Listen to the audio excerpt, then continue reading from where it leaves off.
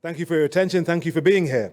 I'm Henry Bonsu. For those of you who don't know me, I'm a television and radio broadcaster from the UK and Ghana.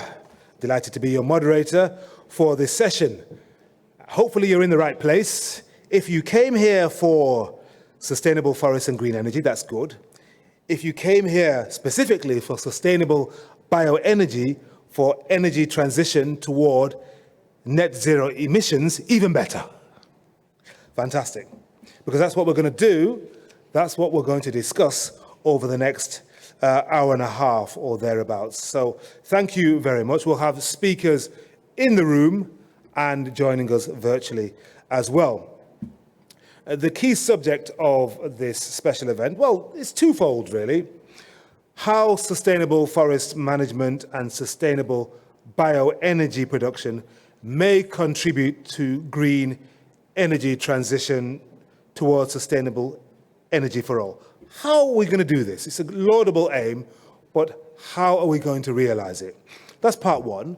Part two is this question. What are the implications of the energy transition towards net zero for the forestry sector? Another key question. Because let's think about it, energy, and we're talking about it a lot more these days because of what's happening in Ukraine and elsewhere.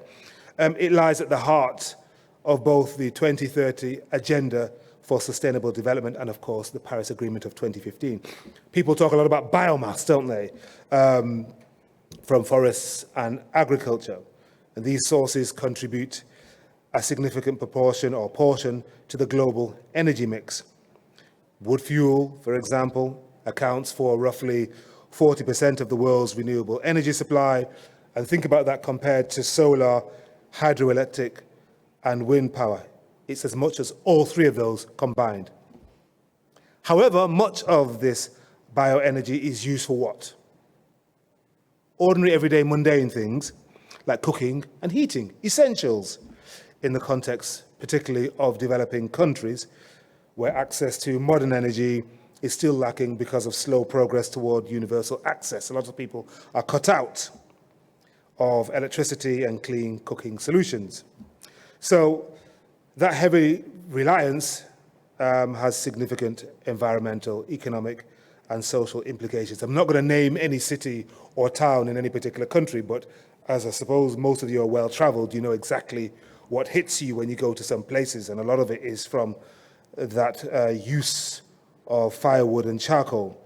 So within this context, I'm pleased to moderate this session on sustainable forests and green energy. We're going towards net zero emissions. And so we've got the speakers and panelists who are going to share their visions and insights on the subject. We were due to have Ms. Tina Vahanen of the FAO to open the session. She's not here, but I'm delighted to invite Ms. Thais Linares-Juvenal, Senior Forestry Officer and Team Leader of the Sustainable Forest Value Chain Innovation and Investments. Thais is going to open, and then we will hear another keynote from Francesco Lacamera, who's the Director General of IRENA, the International Renewable Energy Agency. He will join us via recorded video. And then we'll have our panelists. We've got 4 of them joining us virtually and 1 joining us here in the studio. And they've come from a range of disciplines, from the IEA, Bioenergy Task 45, from FAO, from the Forestry Agency of Japan, and from the African Union, and also from the Center for International Forestry Research and World Agroforestry. So from a range of disciplines. But I'm delighted to say that Thais Linares-Juvenal from FAO is going to get us going. Over to you. And please be generous in your applause. Thank you.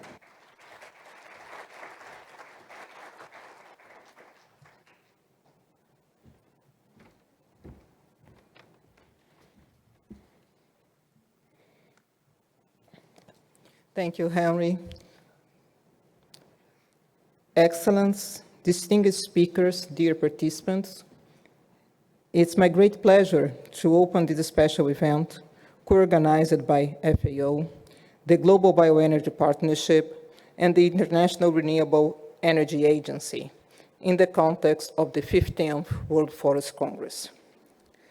Sustainable and clean energy solutions play a crucial role in ending poverty and hunger. Energy is needed at every stage of agri-food systems, and it's integral to supporting sustainable food system transformation. It therefore plays a key role in the implementation of FAO's strategic framework, which aims at achieving better production, better nutrition, a better environment, and better life for all. Sustainable and renewable energy stimulates innovation, generates green jobs, and improves vital services such as better food systems, healthcare, and education, while also contributing to the net zero emissions. For all these reasons, FAO has developed its Energy Smart Food Program, which aims to ensure adequate energy access in agri-food systems through more energy efficiency, use of renewable energy, including sustainable bioenergy, and a water energy food nexus approach. Sustainable bioenergy is recognized as an integral component of a low-carbon global energy system and contributes to achieving not only the net zero targets, but also universal energy access. 1/3 of the global population, about 2.6 billion people, currently rely on traditional use of bioenergy, such as wood, charcoal, and agricultural residues for household cooking and boiling of drinking water.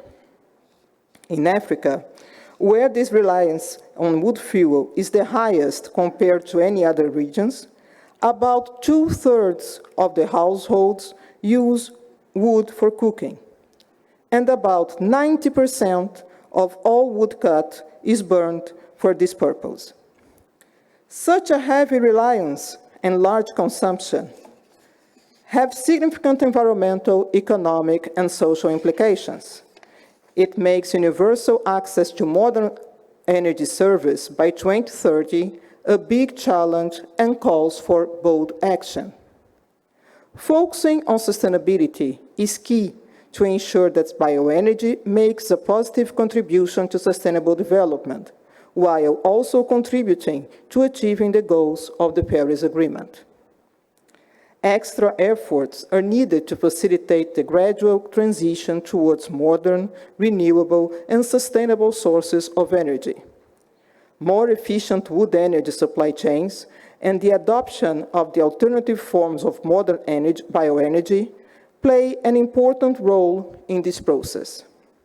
FAO is a founding partner and host of the Global Bioenergy Partnership, a unique forum to promote sustainable bioenergy. Dear colleagues, ladies and gentlemen, we need a stronger collaboration between UN agencies and other partners, including the private sector, to foster a stronger linkage between the provision of energy, in particular bioenergy and food production, to achieve the SDGs and net zero growth, leaving no one behind.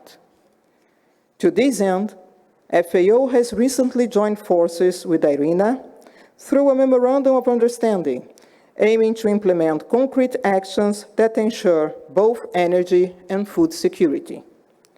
Today's joint event by FAO, IRENA, and GBEP is a concrete example of collaborative efforts across the forestry and energy communities to explore debate and enhance the implementation of sustainable bioenergy and its links to sustainable forest management.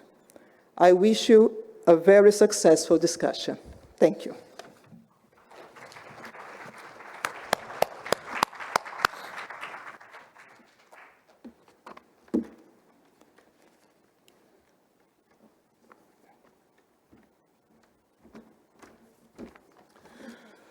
Thank you very much indeed for that, Thais. It's really good to hear about this memorandum of understanding between FAO and IRENA. They have a lot of experience in this area, and I'm delighted to say that they're led by a Director General who has personal experience, 30 years or more in fields of climate sustainability and international cooperation. His name is Francesco La Camera, the Director General of IRENA, so the other half of the partnership with FAO, and he's talked previously about the need for a systemic approach combining new tech, AI, and new business models, as well as intelligent development of policy. So how does that work together? I'm delighted to invite him to give us his keynote speech via video. Please run the VT of Francesco La Camera, the Director General of IRENA. Dear Deputy Director General Semedo, dear friends, distinguished guests, greetings from the International Renewable Energy Agency. We are delighted to partner on today's event, Sustainable Forest and Green Energy, with the Food and Agriculture Organization of the United Nations and the Global Bioenergy Partnership. It's my great pleasure to join you all virtually and share insight from IRENA's World Energy Transition Outlook. We launched it recently during the Berlin Energy Transition Dialogue.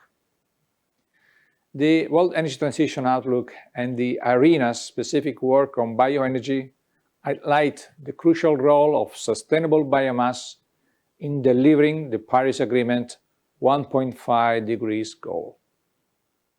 High fossil fuel prices, energy security concerns, and the urgency of climate change are reminders of the cost for economies dependent on fossil fuels. Those compounding crises underscore the pressing need to accelerate the global energy transition. Speaking of energy security, 80% of the global population lives in countries that are net importers of fossil fuels. By contrast, renewables are available in all countries, offering a way out of import dependency and allows countries to decouple their economies from the cost of fossil fuels. Bioenergy is a widely available renewable option and can play a significant role in the decarbonization of all sectors. The forestry sector is crucial for bioenergy to realize its role in a sustainable way. IRENA's World Energy Transition Outlook 2022 considers electrification and energy efficiency to be the main decarbonization drivers, enabled by renewables, green hydrogen, and sustainable biomass. These technologies can shape the avenue to lead out of the crisis toward a decarbonized energy system. However, while renewable electricity is the cheapest power option around the world, dominating new energy addition year on year, the energy transition is far from being on track. Recent years have seen many positive developments. Renewable power capacity additions and energy transition investment have reached new heights, while costs have continued to come down. Energy efficient investments have increased, and energy intensity has improved. Furthermore, end-use electrification, especially through the sale of electric vehicles, has accelerated.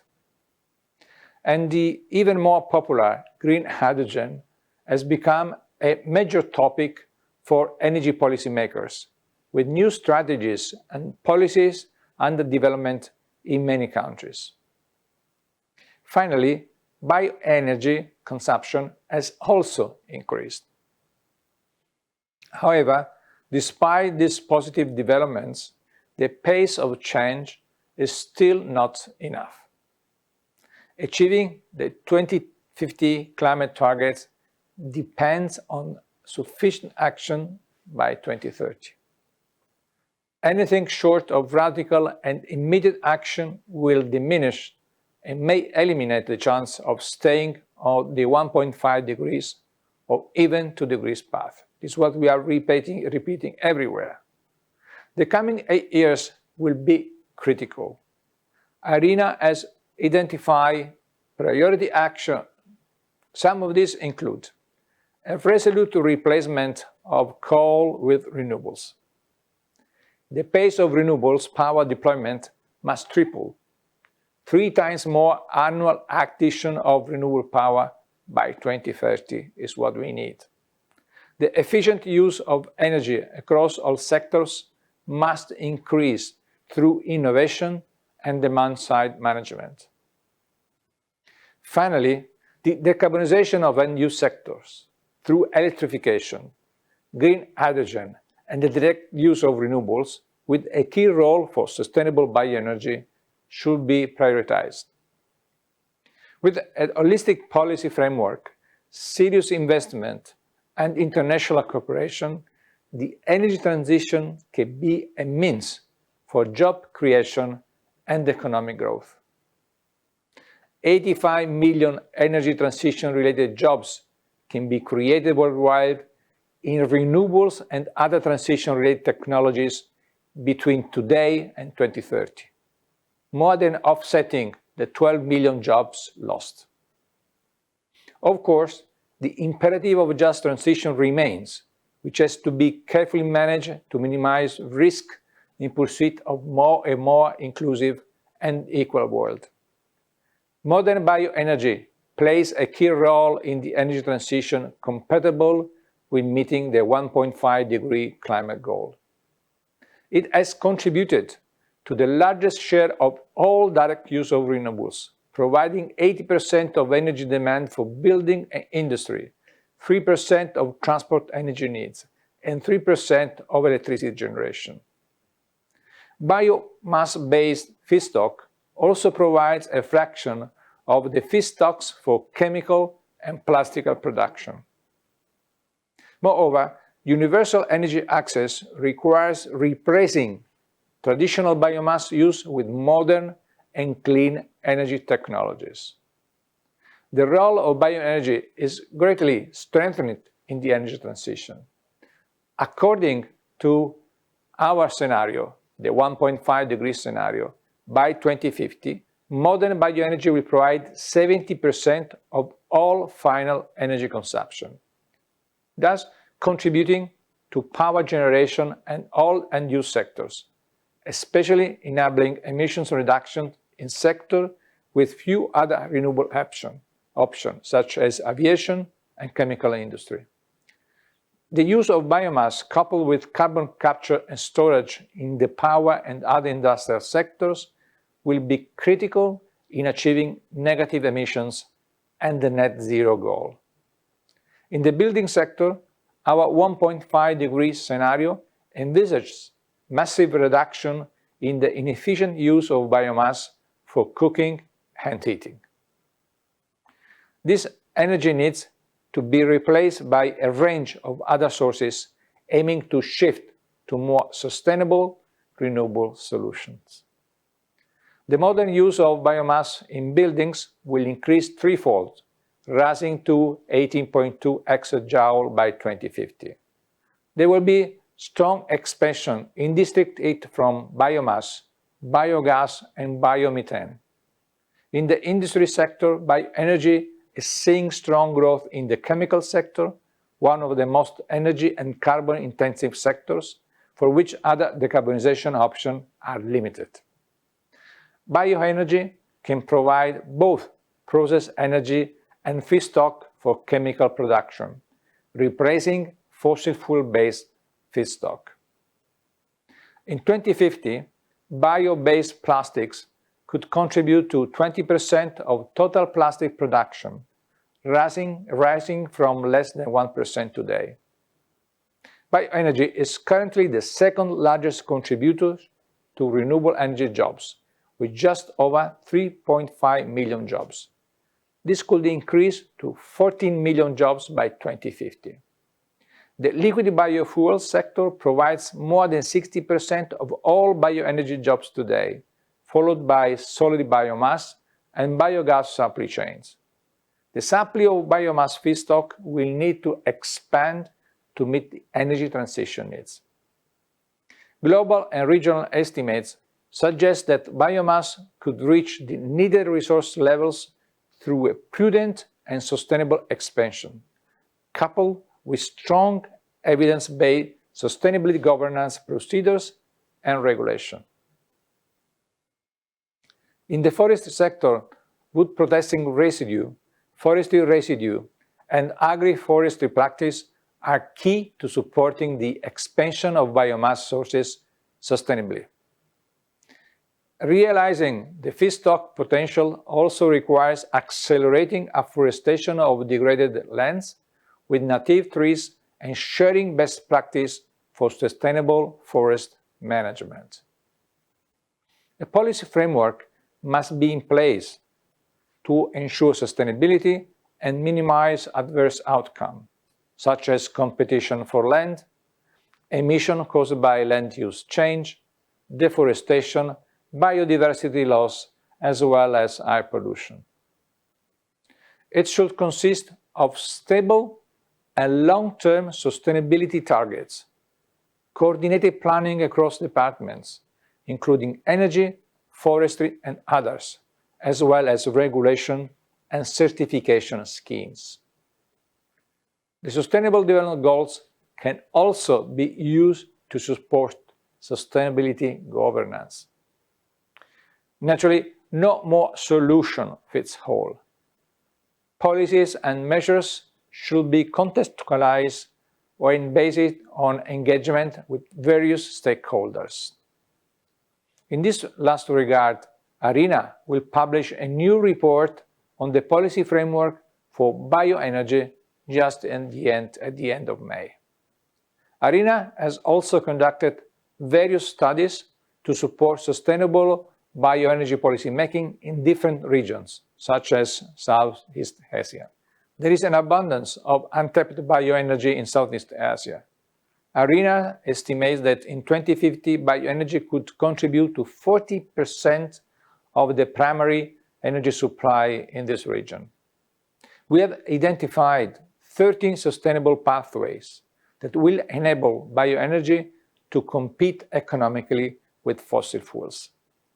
These include forestry residue that can be used for industrial heat generation and combined heat and power generation.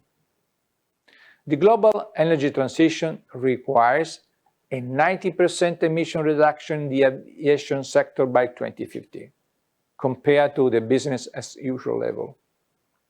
Biofuels can play an important role in the decarbonization of aviation, where few other low-carbon options are available. Boosting biojet fuel production requires the use of various feedstock types, such as forestry products and agricultural residue.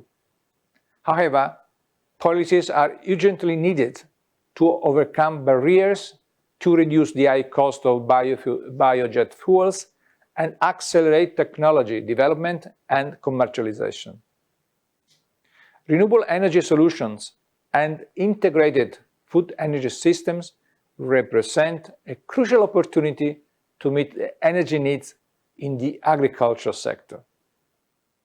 In 2021, ARENA's and FAO joint report on renewable energy for agri-food systems was launched at COP26 in Glasgow. This report presents evidence of the benefits of various renewable energy applications, including renewable-based water pumping, processing, cold storage, and sustainable bioenergy.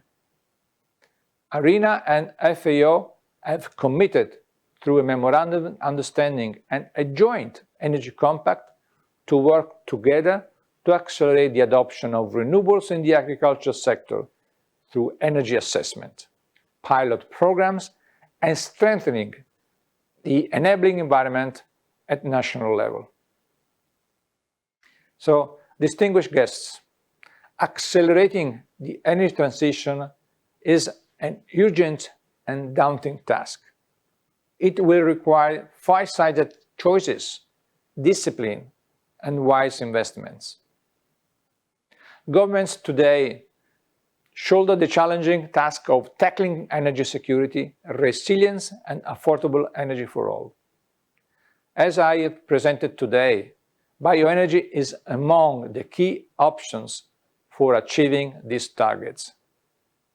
However, sustainable bioenergy development must integrate and coordinate with the forestry sector, not only to minimize the potential sustainability risks, but also to tap the synergies and benefit to both sectors.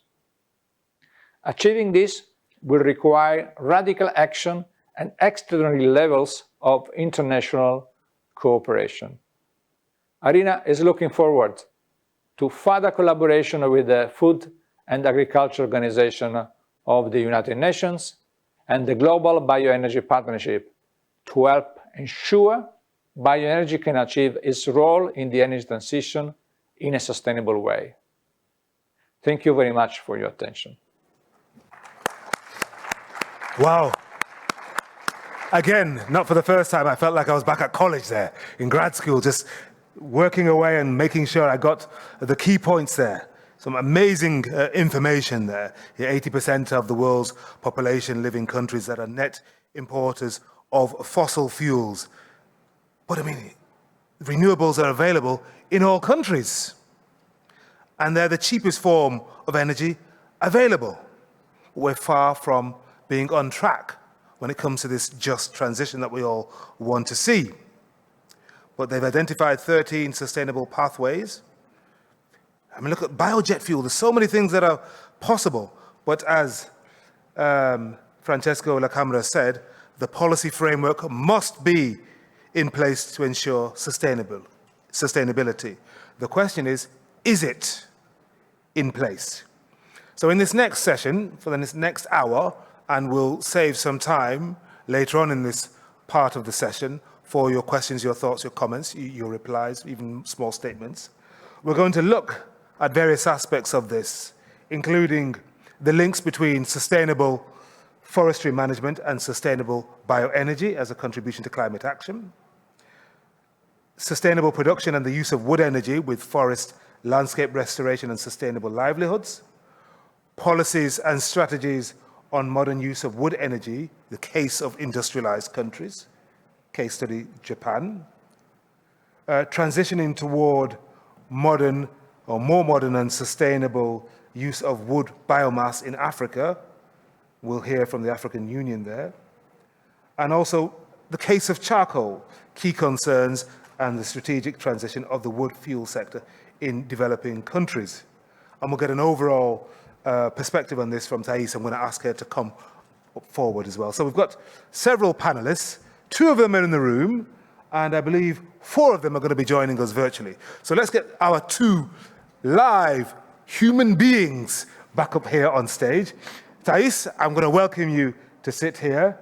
And I'm also going to ask Posiso Sola, who is a scientist at the Natural Resources Governance and Bioenergy Center for International Forestry Research and World Agroforestry, to come up here. Posiso, please come up, both of you, and join me on this platform.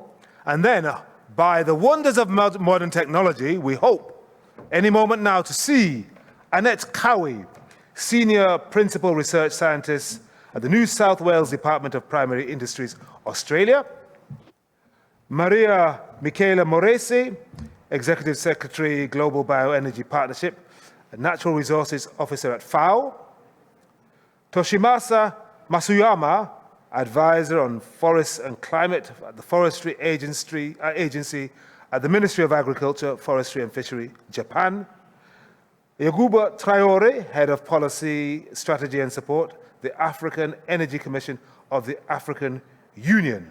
So that's, did you see them? Did they appear? By the wonders of technology, let them appear. And very good. Now, is that Annette or Maria, or is it Annette? Fantastic. All right, good. Now, I'm glad you're there, Annette, smiling with that lovely green background. You got the memo, that's good. Let's start off with you, Annette, because we want to get from you, there's all 4 of them. Just wave your right hand, to show that you can hear us. Signs of life, please, signs of life. Wave your right hand. Okay, not everybody got the memo, but don't worry, I believe you're still breathing and you're human beings there, good. We're going to start off with Annette. An overview of the links between sustainable forestry management and sustainable bioenergy as a contribution to climate action. How do you see this? Just can you give us a brief assessment of the overview of those links, please? Thank you very much for the opportunity to talk to you today. I have a few slides that I would like to use to tell you my thoughts on this important topic. And I'm hoping that you can now see my presentation in the correct mode, and please yell if there's any problem. I'm seeing Michaela nodding, so I'm hoping that everything's going well. Yes, we can see it. Thank you, Annette. Please go on. Thank you. So I'm from the New South Wales Department of Primary Industries in the state of New South Wales, Australia. I'm actually in a different state today, but I'm in Adelaide. So I'm going to reinforce several points that have already been made by Francesco. So you won't really be hearing anything very new from me. But let's talk first about the goal of the Paris Agreement, which is, of course, to limit global warming to less than 2 degrees and preferably no more than 1.5 degrees by the end of the century. And as the Paris Agreement explains, this will require the world reaching the condition of net zero greenhouse gas emissions before the end of the century. So in the second half of the century, we need to reach net zero greenhouse gas emissions. We need to reach net zero CO2 earlier. In order to meet a 1.5 degree target, we need to reach net zero in the early 2050s. And to limit global warming to 2 degrees, we need to reach net zero in the 2070s. This is information that came from the IPCC's sixth assessment report, the Working Group 3 report, which was released just a couple of weeks ago. And this position of net zero means that we are balancing emissions of all sources of all greenhouse gases by carbon sequestration, and forestry and bioenergy can contribute to this goal on both sides of the balance. This is an illustration that comes from chapter 12, in fact, of that report that I just mentioned from the IPCC, and it illustrates the ways that forestry can contribute. Of course, when we plant trees, when they grow, they take CO2 from the atmosphere and they store it in their biomass. If we harvest those trees and we use the biomass for wood products, they continue to store carbon and can displace more greenhouse gas intensive building materials. If we use the biomass that's spare for bioenergy, then we can displace fossil fuels, again reducing greenhouse gas emissions. And if we capture the CO2 from a power station and we store it geologically, so that's BECCS, bioenergy with carbon capture and storage, then we not only create renewable energy, displacing fossil fuel emissions, but we also continue to store the carbon. So that's a carbon dioxide removal method. I'm sure you're familiar with these. We've heard about them already today. But one that perhaps you don't hear so much about is biochar. Biochar means taking biomass from any source and heating it in a low oxygen environment where you release syngases, which can be used for renewable energy, but you also create a very stable carbon product, the biochar, which you can use as a soil amendment. And when you do that, the carbon continues to be stored. The biochar in soil would last for hundreds to thousands of years. And also it can reduce greenhouse gas emissions from the soil. So it can reduce nitrous oxide emissions, nitrous oxide being a very powerful greenhouse gas, nearly 300 times more powerful than carbon dioxide. So these are all ways that forestry, sustainable forest management, can contribute to climate change mitigation. And I know there are a lot of words on this slide, but I'd like to draw your attention to these very important statements that have been made by the IPCC. So the top illustration comes from the IPCC's Climate and Land Report, which shows how sustainable forest management can contribute to reversing land degradation, and it contributes a carbon sink.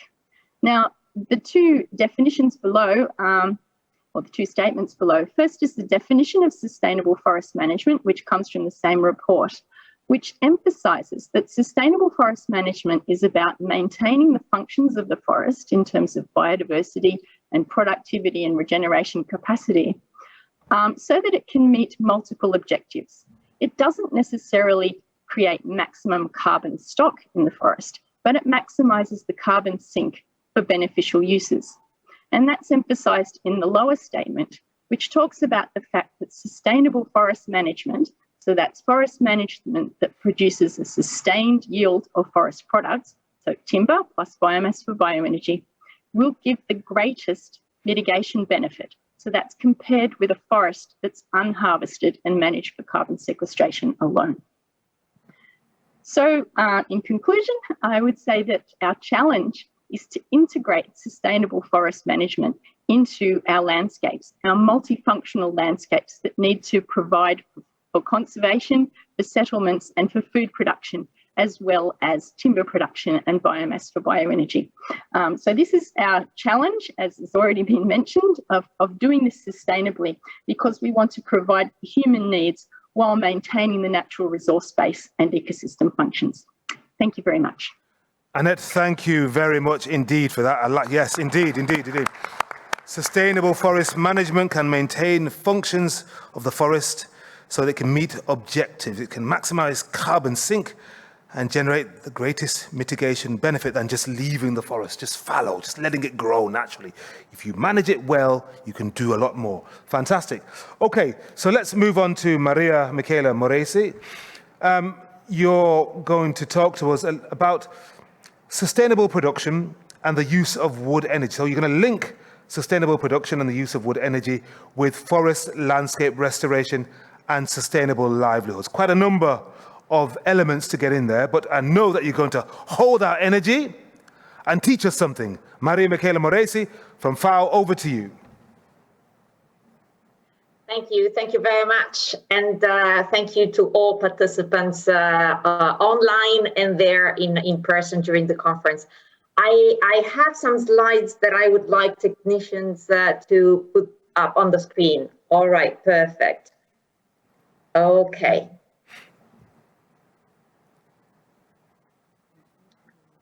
Okay, Maria, all right. Are you happy with that slide, Maria, the one you're seeing at the moment? Absolutely, now I see them. Good. Thank you so much.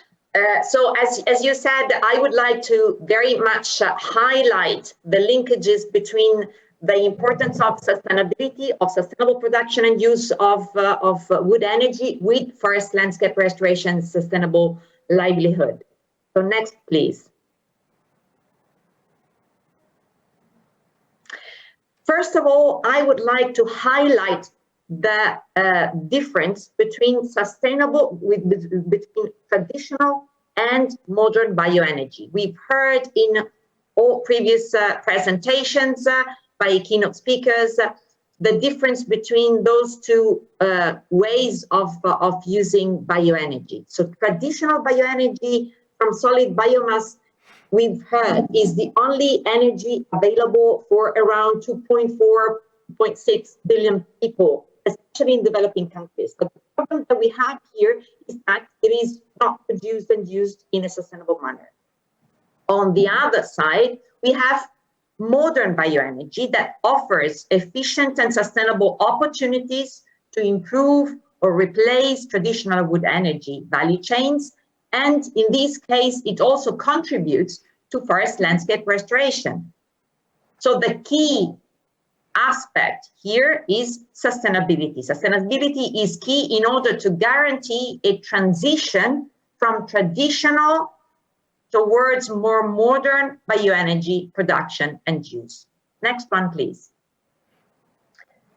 To do this in the context of the Global Bioenergy Partnership, that is an international initiative that has been collaborating with FAO and IRENA in the organization of this important session of the World Forestry Congress. In the context of the Global Bioenergy Partnership, which is based in FAO headquarters in Rome, we have agreed amongst all the GBEP members, there are more than 80 as of today, we have agreed a set of 24 sustainability indicators that are subdivided under the 3 pillars of sustainable development: environmental, social, and economic, with the objective to monitor the impact of bioenergy production, transformation, and use, so through the whole value chain, in terms of environmental, social, and economic aspects. Why we've done this? Why this set of indicators is so important? Because the data that we get from the measurement of these indicators on a specific bioenergy value chain is extremely important for policymakers in order for them to take informed decisions towards a more sustainable bioenergy value chain at the national level. We have measured those indicators in several countries. Please go ahead, next slide. Now, how do we transition from traditional towards more modern production and use of bioenergy? Through a number of actions, direct and indirect activities, actions, approach. Next one, please.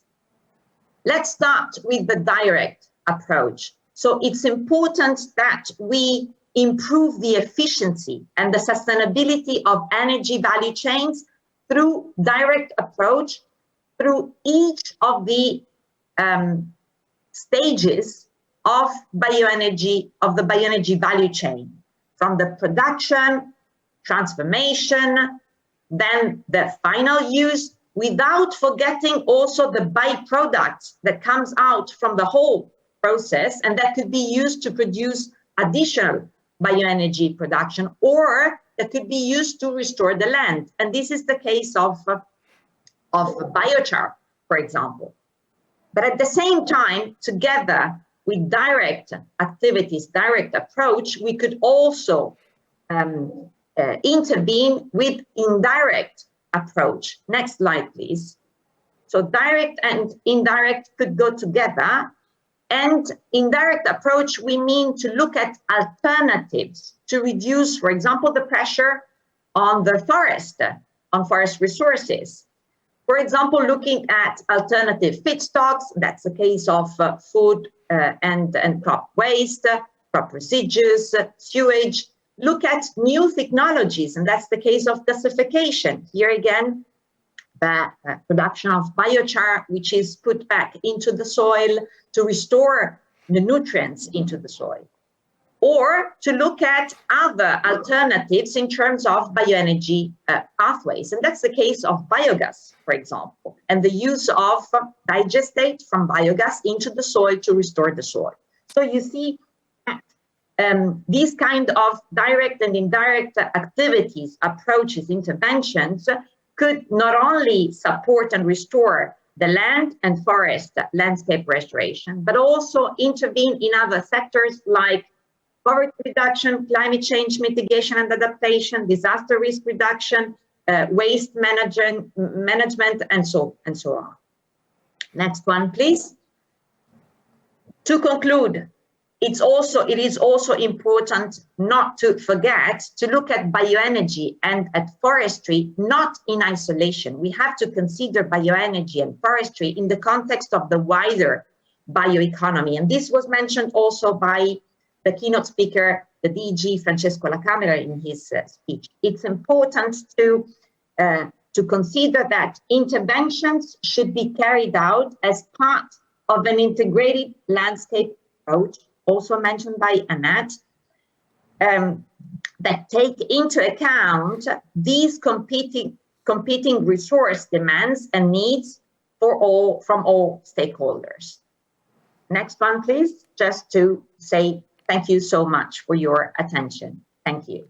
Thank you very much, Maria. Thank you very much for that very, very illuminating presentation. There's one particular line that kind of hung pregnantly in my mind.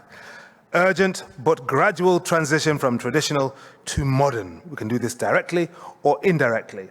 And that leads me to the panelist on my far left, Fosiso Sola, a scientist at the Natural Resources Governance and Bioenergy, a Center for International Forestry Research and World Agroforestry. The reason, Posiso, why I'm coming to you is because you may have concerns.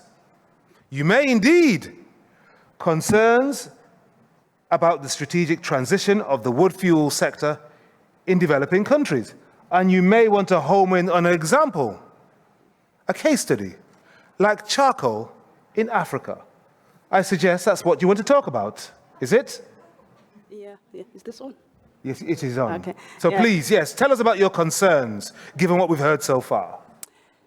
Thank you very much. Good afternoon, ladies and gentlemen. I have 4 slides, PowerPoint that I would like to show, just to tell our story at C4ECRAF on the journey that we have walked in the past 5 years in Cameroon, in Congo, DR, in Zambia, Kenya, and also the neighboring countries like Uganda, Zimbabwe, Nigeria, and Chad. And this is really the story that I'd like to share. Next slide, please. Next slide. Why are we so concerned about wood fuel? Why are we so concerned about charcoal when the idea is to transition from those traditional, dirty, and unmodern wood fuel sources? The issue is in sub-Saharan Africa, there is no food security without energy security. So those making food security policies, please consider energy security as part of your food security policies. We cook our food, but I think there are very few people who eat salads. I think most of the food is actually dried as part of preservation, and therefore it's also boiled in order for us to prepare meals. So it's really, for you to boil, you take more energy to actually boil dry foods. And it remains really the main source of energy, and charcoal is the main wood fuel product that is used in the urban centers for cooking and also heating. It is available, it is affordable, and it's preferred. The aroma for that food is nice, so it's preferred. And it's very versatile in terms of the meal size that you want to cook. If it's a big pot, a small pot, and so on. So it's versatile and very contextual in most circumstances. Just looking at the statistics from Kenya in 2019, you will find that now there isn't much difference between urban and rural in terms of preference of charcoal. 46%, 42% is more or less the same. And then you see the amount of charcoal that is being consumed by household as well is not very different in urban or rural, as much as even if you have a small proportion of households that are using firewood in the urban centers, the amount of firewood they use on average is almost the same as that is being used in the rural areas. So this really remains important. And then a study, I think, is yet to be published by colleagues at FAO and then the University of Massachusetts. I think you'll find that really the dependency on wood fuel or the lack of access to clean modern cooking is a real concern in sub-Saharan Africa. And therefore, it's urgent. This transition to more modern energy sources remains urgent, but this is where we are starting. Next slide, please. And the interesting thing is that millions of tons of charcoal are crossing borders as local supplies dwindle in many countries. And these local supplies sometimes are not a physical reduction. They are because of policies. You find that most African countries have outlawed commercial or large-scale production of charcoal, yet utilization remains legal and acceptable and legitimate, even across the borders. In part of our project that we're doing in one of the counties in Kenya, which is Kitui, that actually banned charcoal trade outside the borders of the county in 2018, and only said you can only produce for domestic and sell 3 bags. So across the roads, you'll find 3 bags piled. They can actually be belonging to one person, but I don't know. All those 3 bags piled because you are only allowed to put 3 bags on the road. And then when we interviewed traders in Nairobi to say, hey, now charcoal transportation is banned in Kenya. Where are you getting your charcoal? They said from Uganda. So we went to the border between Uganda and Kenya in Busia to actually look at the trucks coming in, record them coming in, interview the traders. And wow, yes, actually charcoal is coming from Uganda. And 85% of the traders were getting their charcoal through Uganda, from South Sudan, from DRC, as well as in Uganda. And just, I think, 5 weeks ago, I went to northern Uganda, and that's the picture I took. All that charcoal from northern Uganda being trucked and coming into Kampala, being repacked into Busia and so on, and getting into Nairobi. So that happens when the policies are not congruent or consistent across the borders, or when we keep a blind eye to say, ban charcoal production, but legalize use. Next slide, please. Sorry, in my previous slide, the other thing I wanted to show actually is that there is also charcoal moving into Cameroon from the Central African Republic, but also charcoal being exported into Chad from Cameroon. And Cameroon exports charcoal to Chad, but exports firewood to Nigeria, because the law in Chad doesn't allow the import of wood, but in Nigeria, that is allowed. So you have all those inconsistencies as well. And then there is a lot of charcoal moving in and out of Zambia as well. I think up to 2013, 14, there was no charcoal in Zimbabwe, but 2015, it's everywhere. Where is it coming from? From Zambia. But Zambia has banned export of charcoal from Zambia. Next slide, please. So the thing is, charcoal is there to stay. What should we do about it when we talk about transition and net zero emissions? So we did a study to try and see whether we can actually improve and decarbonize charcoal production within one of the sites in Kenya. And the one challenge is really unsustainable feedstock. The way the wood is harvested, you find that you actually use 12 tons of wood just to produce 1 ton of charcoal. So all that wastage. So really having 15% recovery from most of the kilns. So we try to invest about $55 for the producers to improve their charcoal, traditional charcoal kilns, by putting the cylinders and ovens so that you increase some aeration in there. And we discovered that by just putting that $55, you can increase yield of charcoal by 49%, and also reduce the emissions of carbon monoxide, carbon dioxide, methane by over 40%, just increasing. As you can see, the traditional way of production has lots of smoke as well, so you have lots of solid particulates there that affect health. Next slide, please. Therefore, what does this all mean? I think all we are saying to policymakers, to people making decisions out there, charcoal will remain a major energy source for many in sub-Saharan Africa in the coming decades. I don't know how urgent and how fast that transition is going to go, but it might remain a fallacy for many in sub-Saharan Africa. Unfortunately, the supply basins are really threatened, degraded, or already deforested, and across the borders as well. And we're saying this is calling for greater engagement of stakeholders at regional and continental level to inform policy and practice, and sustainability of charcoal production and trade with broader forest agricultural landscape, not just looking at what is in the forest, as the previous speakers have talked about. It really remains more urgent than ever. And transition to modern sources has remained elusive for many. Bans and elimination has not worked. Most households are staking, so even if I don't use charcoal 100%, I'll always have charcoal somewhere in my backyard. That's what is happening. Even if I have an electric cooker, a gas cooker, there is always a charcoal stove somewhere.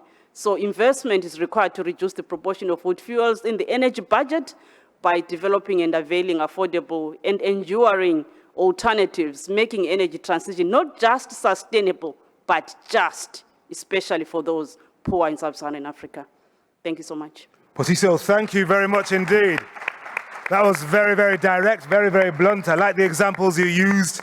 I mean, people are getting their charcoal, etc., from across borders, even if it's banned in their country. And the legislation is simply not coherent or congruent with what's happening on the ground. And I like the example where you said people are not going to be eating salads, in all these. But I have to admit, I've been to Nigeria a few times. I don't think I had salad once. Cameroon, Congo, Zimbabwe, or Zambia, you said Chad. No, I really liked the examples you gave there. And decarbonizing charcoal production, but it's still charcoal production. So what can we do if the bans and the elimination is not working? And if this current transition at the moment appears to be a fallacy, certainly when it comes to people's lived experience on the ground. Well, what about the role of bioenergy, data, reporting, and monitoring in this transition toward more modern and sustainable use of woody biomass in Africa? I've obviously got to go to Yaguba Traore, Head of Policy Strategy and Report and Support at the African Energy Commission of the African Union. Maybe, Yaguba, you can respond to some of this and talk about the key role of bioenergy, data reporting and monitoring. Over to you at the African Union. Thank you. Thank you, Mr. Henry. Yes. So thank you very much, and good morning or good afternoon, depending on wherever you are. The African Energy Commission is the specialized institution of the African Union, mandated to develop the energy sector in Africa. So among what we do is developing policies, strategies, in supporting the member state to develop the sector, but also very importantly to manage the energy data on the continent, the energy statistic, all the spectrum. And we have been working on that and having a special focus on the bioenergy. Next slide, please. Yeah.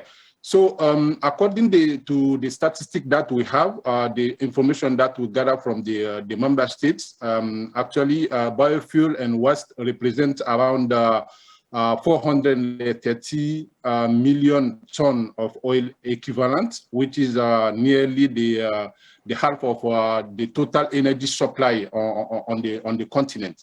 But you'll see that the overall figure is here is masks some realities, because there are some differences between regions and also between countries.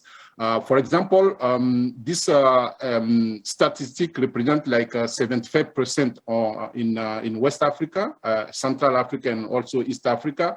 But it represents only 25% in Southern Africa and less than 10% in North Africa.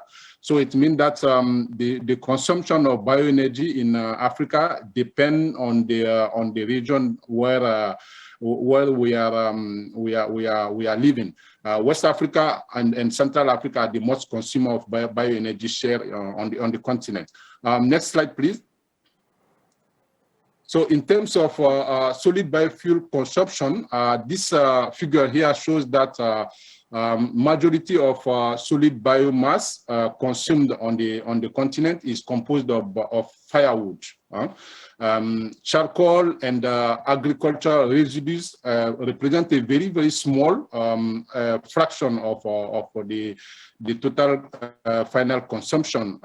Actually, if you see, this is due to the fact that firewood is highly consumed on the continent is mainly due to the fact that it is an readily available fuel, if I can say like that. There's no processing needed for it to be used. So especially in rural areas, people use firewood more than actually charcoal. Even the charcoal that are produced in rural areas are mainly used for selling in urban centers. So the firewood that is used actually have some consequences because women and children normally travel some distances to be able to get this firewood. Next slide, please. In terms of sectors that use the firewood, most of the consumption occurred in household actually. However, there has been additional data that AFREC collects from member states will help to achieve a much greater understanding of the situation, especially the user in the business sector. So it is estimated that around 3 million people, actually 3 billion people, will still be using this traditional way of cooking. And in Africa alone, it's estimated to be will be having up to 9 million people who will be using this traditional way of cooking. So that's why AFREC and African Union are also looking at improving the cooking methodology by promoting clean cooking technologies. Next slide, please. Actually, this will be the last slide. If we see in most of the countries, there are a very big lack of data on the whole spectrum of information that are needed to properly cover the bioenergy situation in the country.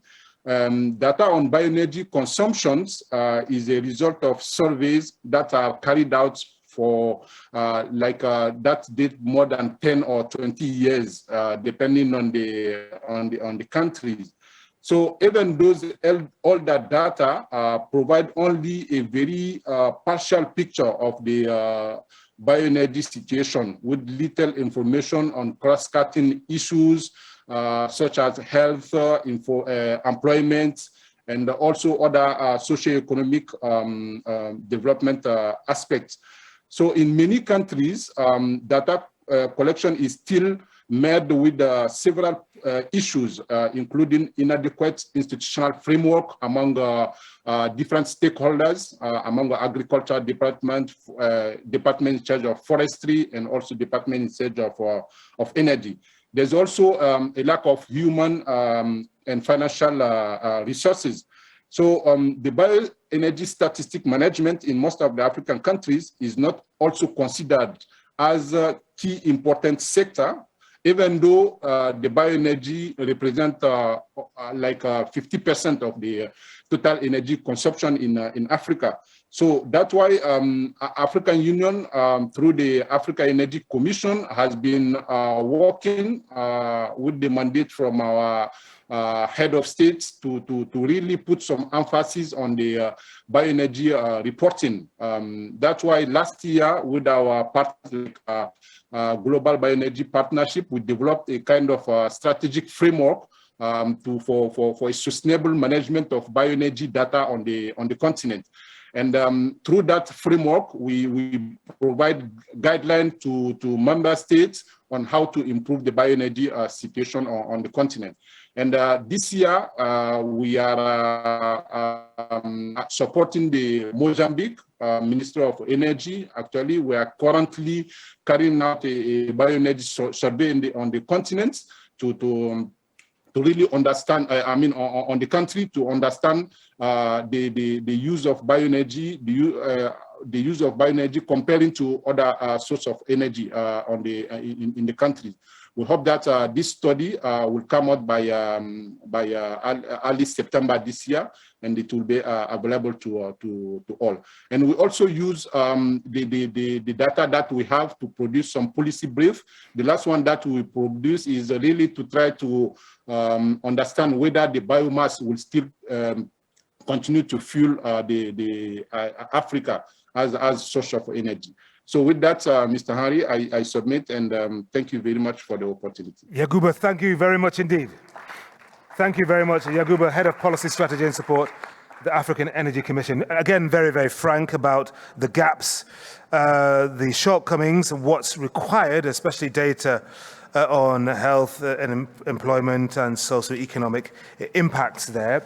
And well, we've talked a lot about the use of firewood and charcoal across various African countries and borders. And yeah, I mean, it's very, very frank, and it gives a sense of the scale of what will be required for a just and sustainable transition. But let's look at a case of, finally, for now, of industrialized countries, the policies and strategies on modern use of wood energy as opposed to traditional. And I'm delighted that we've got Toshimasa Masuyama, who's an advisor, forests and climate, at the Forestry Agency in the Ministry of Agriculture and Forestry and Fishery of Japan. Over to you, Toshimasa. Thank you, moderator.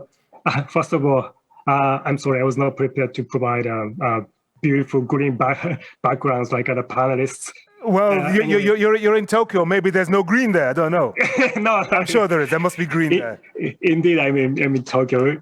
Yeah, but anyway, so thank you very much for organizers for having me here, although I couldn't join this event in person. So next slide, please. So my aim is today shares with you some experiences in Japan. So next slide, please. Yeah. Let me start with the historical trend of wood supply in Japan. As you can see, even in Japan, traditional use of biomass was prevalent in 1950s and 60s, but all those traditional uses almost dwindled away during the period of rapid economic growth. And then the recent decades saw a new surge of fuel. In fact, this is literally fueled by the feed-in tariff system, which came into effect in 2012. And next slide, please. So local villagers are carrying firewood on the back. This photo was taken around 1950 in Fukushima in Japan. Worth noting is that only a handful of tall trees can be seen, with the rest of the forest floor is covered by low bushes. In fact, this kind of scenery is unfamiliar these days. So next slide, please. I'll tell you why. Next slide. Yes. Go back the previous slide. Yes. What I want to point out in the context of today's discussion is that it became unnecessary for local villagers to use their background forest as a source of energy, mainly because in Japan, the direct use of oil or electricity become universally accessible. So this kind of tradition made it possible to significantly lower the pressure of overexploitation and resulting in the former coppice forests giving way to purpose-grown planted forests, mainly for industrial round production. Consequently, the growing stock of forests almost tripled in the last 50 years, with the planted forests driving such growth. And as you can see on the left, the present forest looks completely different from what it was half a century ago. And next slide, please.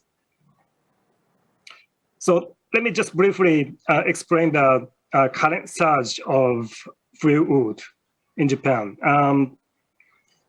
As forest resources matured, the forest policies shifted its focus on strengthening wood supply chains and expanding wood demand. So the introduction of feed-in tariff completely matched the need of forest policy objectives because much of the thin trees were left on the forest ground without being transported, without providing any economic value. So the impact of the feed-in tariff was tremendous. So as you can see on the map, many biomass power plants have been newly developed since the introduction of feed-in tariff, and many more in the pipeline actually. And Japan has the 7th largest installed capacity of solid biomass power, according to IRENA's database. Next slide, please. So, however, it is important to note that field supply for modern bioenergy cannot grow by its own because the feedstock for bioenergy is generated from trees of the lowest grade. In Japan, the firewood is called grade D in business transactions. So the feedstock supply can only be feasible when trees are harvested for grade A and B for material use. In other words, target setting of wood biomass is constrained by the supply potential of material wood. Otherwise, it may risk distorting the wood distribution. So the most suitable feedstock for bioenergy includes not only grade D logs, but also processing residues and recycled material produced at the end of the life cycle. However, competition for feedstock may arise as new technologies to combat such residue streams into more valuable products are gaining business attraction, especially for functional materials in the chemical sector. In Japan, high value-added products made from lightweight, high-strength cellulose nanofibers, as well as processable glycol lignin have been developed. So next slide, please. yeah, this is the end of my presentation. So in summary, so forest carbon stocks started to grow when people were freed from the burden of collecting firewood, and it has reached all-time high throughout the history of Japan. This is perhaps thanks to fossil fuel dividend. Now, the challenge we are facing is how to manage forests sustainably while aiming to resolve a dilemma of making full use of wood resources and phasing out of coal and oil. Residues and byproducts generated through the wood supply chains can be possibly used to generate renewable heat and electricity. At the same time, those have also functional properties that can be used as feedstock in the production of value-added products, such as chemicals and fibers. As the forest industry's portfolio expands, it becomes essential that the concept of climate-smart forestry that integrates carbon removals by forests, carbon storage and material substitution by wood products, and fossil fuel substitution by wood bioenergy should be core part of national climate and carbon neutrality strategy, thus complementing renewables and electrification. I stop here. Thank you. Thank you very much indeed for that, Toshimasa. And you'll be pleased to know that during your presentation, as during the presentations of our previous speakers, everybody was nodding or taking lots of notes or doing screenshots, taking pictures of your slides. So I hope they haven't been copyrighted, okay? Because everybody's very, very keen to learn lessons and take away some really good data and good material from this session. We've got another 15 minutes left, and I'm conscious that some of you will have questions to ask. But before I hand over to you, and there are microphones dotted around the room, Thais, I'm just wondering, because you were scribbling even more furiously than I was, and I'm wondering what you make of the tension between the desire to transition away from, the traditional use of biomass, traditional use of firewood, etc., as described by Posiso and Yaguba, for example, to the future described by Annette, Maria, and Toshimasa. What do you make of that tension and the possible ways in which they might be able to, we might be able to resolve them? Big question, brief answer. Well, thank you, Henry, and thank you very much for these excellent presentations. I think we have a very good picture of the different dimensions of bioenergy in Africa.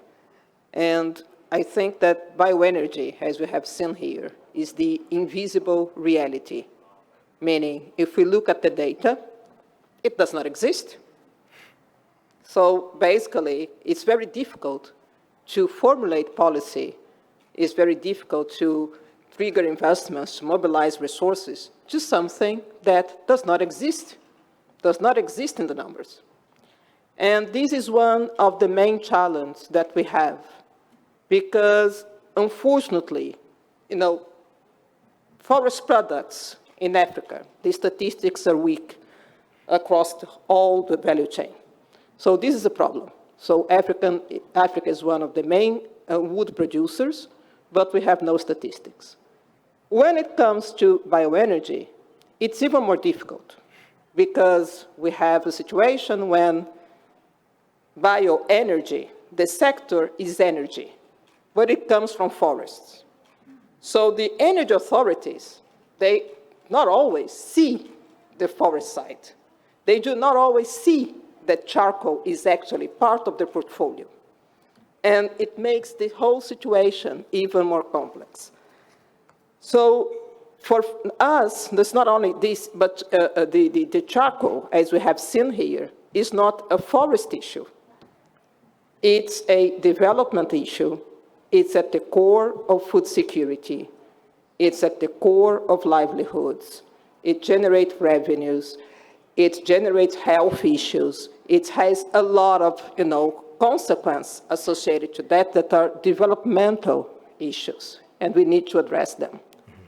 So I think that the partnership that we have, it's a good beginning. There are recent efforts to improve data. I must say that very recently, FAO in collaboration with the Global Strategy for for agricultural information, has developed a survey to collect data on bioenergy. So now we have an instrument to collect data. We now need to be able to work with governments to have this data collected. But we have a methodology, and we have a way of harmonizing this approach. I think that also, because of the discussions we're having on climate neutrality, because of the degradation, because of restoration, because there is a linkage between charcoal and restoration that was mentioned here, and we can use restoration also to help to make this transition to sustainable bioenergy. So there are many things that bring us opportunities to improve the picture that we have seen here. And more than that, I think that it's now very clear that, as someone said, the charcoal, the bioenergy, the wood fuel is something that will stay with us for a long time. Yes. So we need to work on this and to be able to make policies to really transform the situation. Stacey, thank you very much for that response. Thank you very much indeed. Okay, so we've got 1, 2, 3 mics in the center, 4 mics across the room. I'm just looking for somebody who wants to make use of one of these mics, who has listened, thought, and now wants to ask a question or make a brief comment. I'm looking at all of you, and I see a sea of blank faces with masks on them. Because if you don't yes, please. Tell us who you are and whom you want to address your question to. Hey, yeah, my name is Artes. I come from Swedish University of Agricultural Sciences. Yeah. Thank you for nice presentations. Really enjoyed this session. Nicely moderated session as well. Thank you. In Sweden, we have a long history of use of charcoal in the past, and to the transition to urbanization, it just stopped. Yes. But we still embrace it, and we still find our charcoal pits in our forests, and we still protect them as our historical value. And because I draw 2 parallels from your presentation about the charcoal use. First is create the same cripple system as ivory trading, because it's not allowed, but it's still happening. And because mammoth tusk mining in permafrost is still allowed. And second thing is cannabis, which is not allowed, but now some countries transit into the controlled grow and certified farming of cannabis. Could it help if there would be some kind of alliance which allowed to use and build sufficient industry for charcoal producers? And I understand that for many farmers, it's a stream of incomes to build a charcoal, but it's not very healthy business to be. But if you create collaborations or cooperatives of the farmers, like hungry farmers together, build one big plant, yes, subsidized by European Union or whatever, and then produce it more efficiently. Right, can, okay. Yeah. Thank you, Atis. Thank you very much for that question. And then over there, yes, you have a question, and tell us who you are. Hi, my name is Lacey, and I am a forester from Canada. Yeah. I'm happy to go after the Swede, who we look at with envy from Canada in the bioenergy front. So I'm just wondering, we're a country who has an abundance of unused wood material. It's kind of a different situation in that no one's really buying into the bioenergy market as a solution to our addiction to non-renewable fuel sources. So I'm just wondering if there's any conversations going on about how to expand the use of bioenergy in the oil and gas hungry and overusing countries. Thank you very much, Lacey. You said that with great sorrow. And then behind you, yes? Yep, thank you. Justinas Janulaitis from Preferred by Nature. Basically, I wanted to make a comment and maybe ask a question. Make it brief, that's fine, yes. I'll try. So recent Russian war against Ukraine is really changing the landscape of the whole energy flows within the world, where we hear about EU coming up with a probably new sanctions by banning the fossil fuels from Russia. And in the same time, there's also already existing sanctions from EU for the imports of the biomass for the energy production. So basically, how do you see that? Well, definitely that's going to change the energy flows where more biomass will be needed from all around the world. There's a good chance for the green energy to start growing. And more than that, you see a big of a challenge where the sustainability might be compromised because of such a huge need of the huge energy resources within a very short period of time. Thank you. Thank you. And your name again is? Justinas. Justinas. Thank you very much. Okay, well, let's start off with the question about, I'm going to go to the Canada question first. I quite liked that one. So oil and gas, hungry countries like Canada, lots of unused wood material. Who wants to take that? Let me have a look. Annette, would you like to take that question? It's a challenge that we're facing in Australia at the moment because we certainly don't have the same luxury as Canada with a large amount of unused forestry residues. It's an interesting comment that Jacopo has made in the chat. Is to suggest that wood and forests are never unused. They might be part of a healthy ecosystem. Certainly, if forestry residues are left on the forest floor, they can be important for sustaining fertility, providing nutrients and for sustaining biodiversity. But in Australia, most of our forestry residues are actually heaped in a pile and then burned to manage wildfire. So to me, this is really unused and wasted biomass that could be much more usefully used for energy to displace the large mountains of coal that is our major energy supply in Australia. So, but we have a major challenge with a public perception that wood fuel is not modern, that it's dirty, and that it has negative climate impacts. And so we need to do a much better job of making sure our wood supplies are sustainable, that we have good clean facilities with good gas cleanup to make sure we're not causing pollution. And we need to explain how forestry fits into the story of energy transition. So we have some nice studies in Australia demonstrating that if you have bioenergy in the mix of renewables, it reduces the levelized cost of electricity because you don't need so much spare capacity for wind and solar if you have some bioenergy to plug the gaps when the sun's not shining and the wind isn't blowing. Okay. So I think these are really important messages, how bioenergy can be used strategically in the energy transition. Thank you very much for that, Annette. Michaela, Maria, I could see you nodding there. Do you want to take, you may have a quick reflection on that question, but I'd like to spend a little bit more time on the question that came from the gentleman over there on the European Union's seemingly contrary situation. So on the one hand, trying to ban oil and gas imports from Russia. At the same time, we've got the ban on imports of biomass. What about that position and what opportunities for green energy, given what the European Union and other larger entities are deciding to do at the moment? Thank you. Indeed. Thank you very much. Well, I would like to focus on that question regarding energy security. And I strongly believe that energy diversification, which implies a higher and stronger consideration of bioenergy potentials in Europe, but all over the world, is key.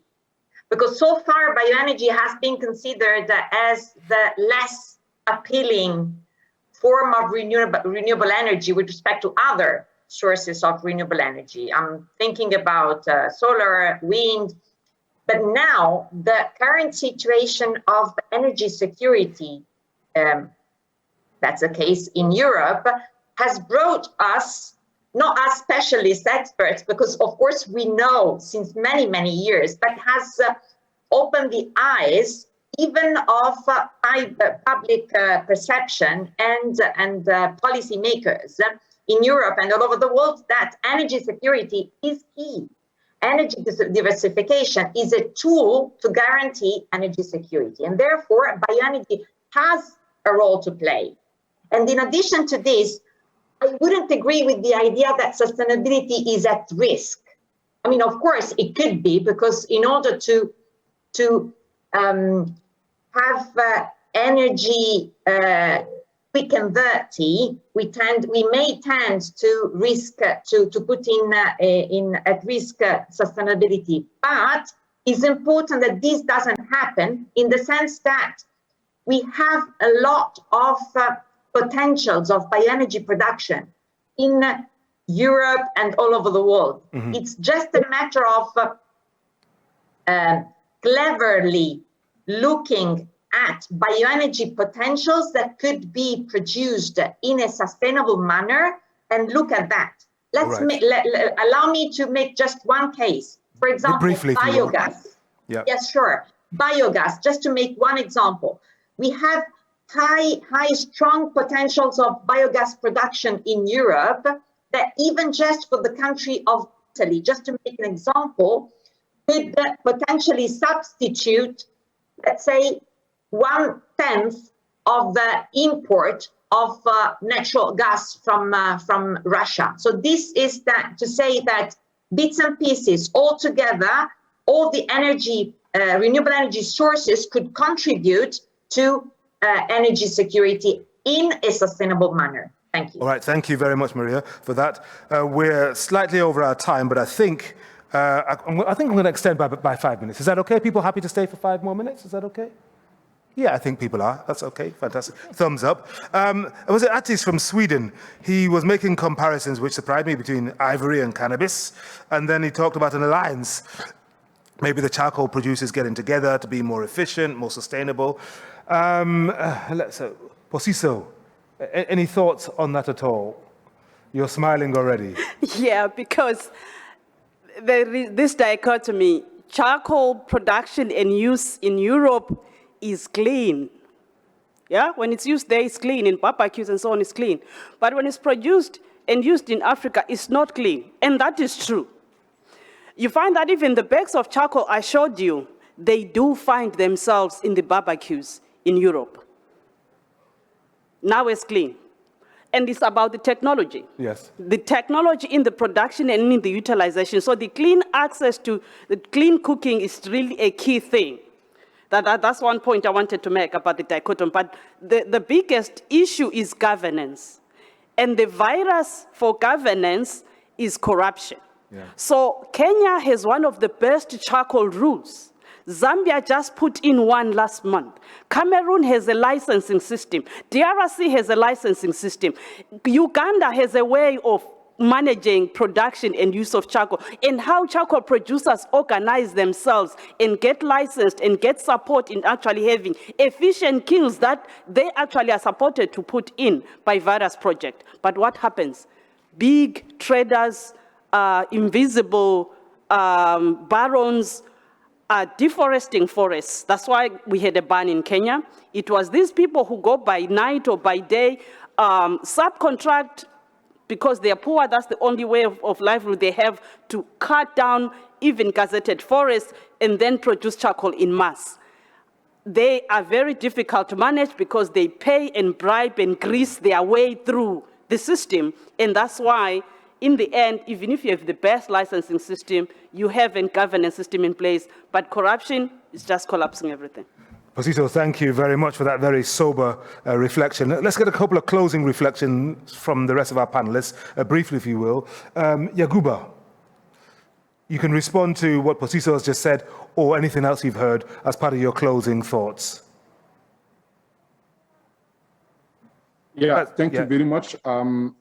Yeah, thank you very much. I think the thing is that, yes, we need to understand what is going on here in the bioenergy sector, but at the same time, we need also to modernize the system in Africa in terms of the production technology, but also the way this bioenergy is used in Africa. The fact is that Africa, especially the sub-Saharan Africa, will be continue using the bioenergy as main source of energy. So we just need to modernize the sector and also to improve the technologies so that we avoid some of the bad effect of its use on the continent. Thank you very much for that, Yaguba. Final thoughts from Toshimasa, over in ungreen Tokyo. Thank you. Just briefly, time is running. Yeah, I'm very conscious about the issue of charcoal because I used to live in Kenya for 3 years. So charcoal can be clean or dirty depending on where they are produced. But I think what is lacking in this kind of discussion is what should be the alternative. In case of Japan, it was carbon-intensive energy that replaced charcoal. But in case of Africa, for example, I think there are many more potential taking advantage of, for example, off-grid or mini-grid solar power system to replace traditional unsustainable practices. Then I think it can open up the possibility of repurposing local food resources for more high value-added products, for example, to substitute plastics, for example. Yeah, that's my final reflection. Thank you. Okay, thank you very much indeed. I want to thank our panelists. They've been tremendous. Thais on my immediate left, Posiso, on my far left, Yaguba, Toshimasa, Maria, and Annette. You've covered a broad range of aspects of this debate. You've been a great audience. You've been very, very engaged, and we could have had lots more questions. So thank you very much for that. Before I send everybody away, we have a very short 2-minute video which will sum up the essence of this discussion. Please run the video. Thank you very much. Just 2 minutes long.